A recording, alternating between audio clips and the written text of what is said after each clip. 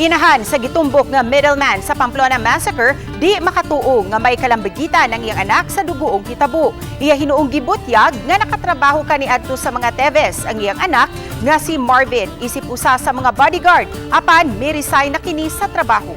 Niyang report eksklusibo.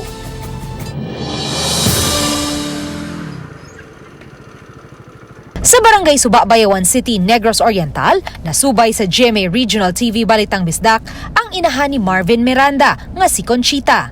Matod ni Pamplona Mayor Janice Digamo, si Marvin Miranda ang gitumbok ni DOJ Secretary Jesus Crispin Remulla nga middleman sa kaso sa pagpatay sa iyang bana ni adtong Marso 4.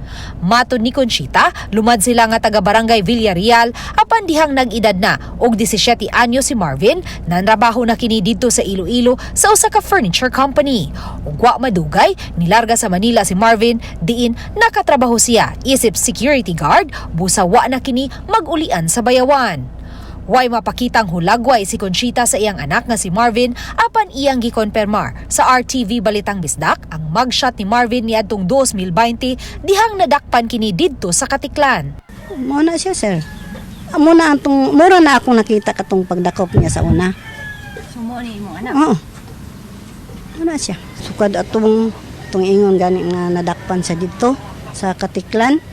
Sukad ato, wala na gud na siya nagpakita sa kuha.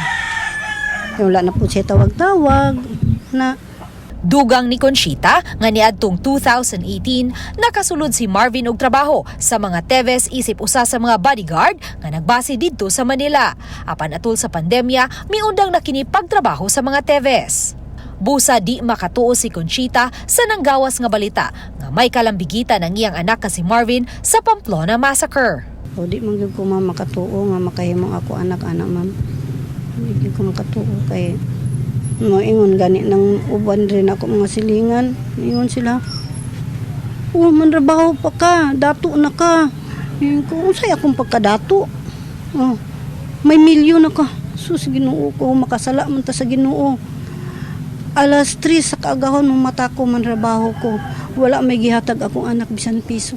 Sakit man alang kang Conchita nga makabalita na lang nga nadakpan na ang iyang anak. Okay na lang na kung sinang magkuan siya, mayon magtago kay ginapangita. Mas maayo nga mo ampo siya o may sala man siya, di ba?